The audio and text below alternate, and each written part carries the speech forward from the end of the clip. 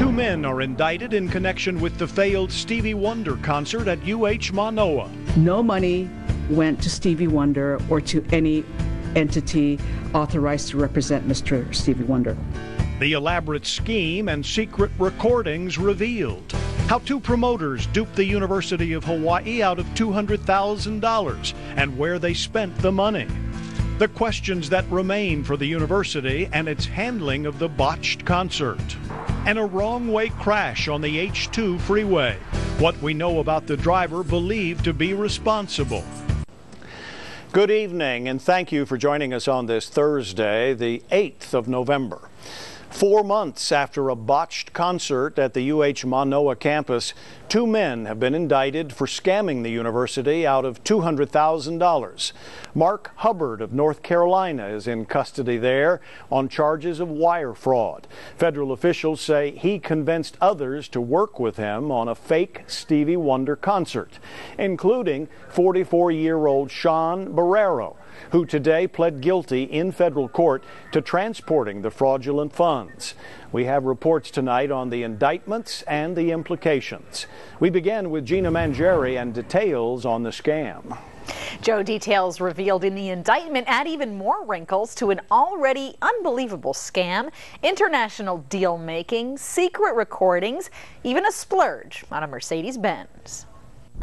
The charges stem from what appears to be a combination of an alleged premeditated scam by one party and what started as a seemingly genuine belief by another that he was helping to get Stevie Wonder to Hawaii. But his help as an intermediary would lead to a financial crime of its own. From day one, we regarded the university as an institutional crime victim.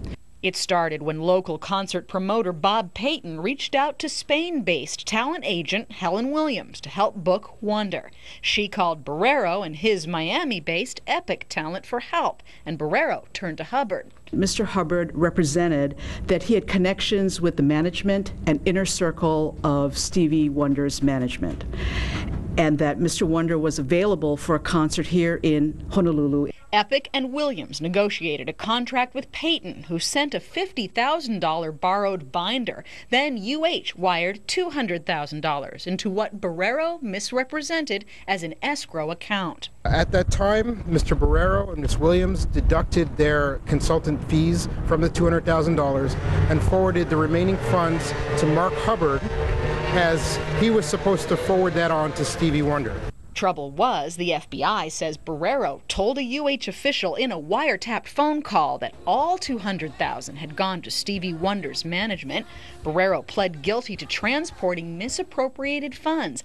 The FBI appreciates Mr. Barriero's acceptance of responsibility in court today, and we also look forward to his continued cooperation in this case. The FBI tracked $120,000 of that spent by Hubbard on business debts and personal expenses, $11,250 to the European promoter, and more than $68,000 by Barriero, including $27,000 toward a black Mercedes SUV like this one.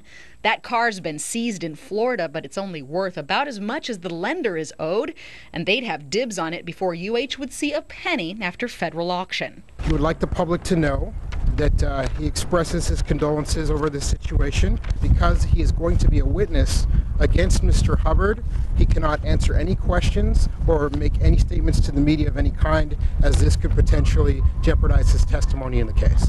Out of the $50,000 deposit sent by Payton earlier, the lady in Europe got nearly $9,000, Barriero got nearly $14,000, and Hubbard took just over half. Hubbard is a club and concert promoter who boasts of knowing Kanye West and other celebrities.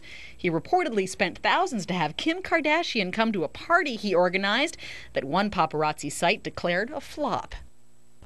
And a simple Google of his name would have shown any of them red flags. Hubbard's past includes fraud and forgery charges and cease and desist orders over investment scams, including one involving a fraudulent Alicia Keys concert tour.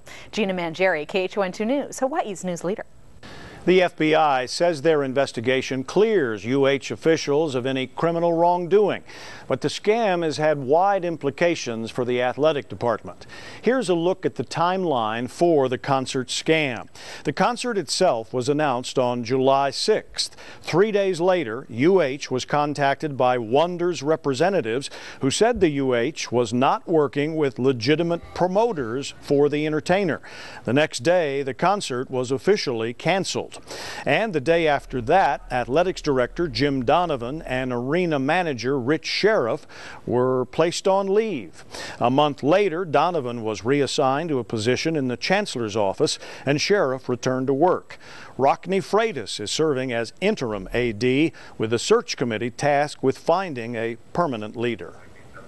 UH President Marcy Greenwood responded to today's indictment, saying the university hopes to receive some measure of restitution in this case. But some believe more at stake is the university's credibility moving forward. Breanne Randall joins us with more. Joe, while the indictment answers many questions, some are still concerned with the handling of the botched concert. In a statement, UH President Marcy Greenwood said the U.S. Attorney and the FBI have now confirmed that the university was the victim of a white-collar crime, adding that she trusts this will help UH move past this. The situation today brings some closure, at least a movement towards closure, so I think that's good.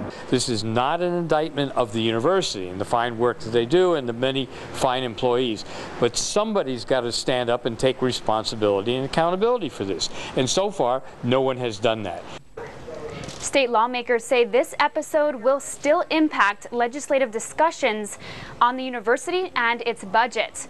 Now, the Senate held 2 hearings into the handling of the botched concert. A draft report of their investigation will be released November 19th. Breanne Randall, KHON2 News, Hawaii's news leader.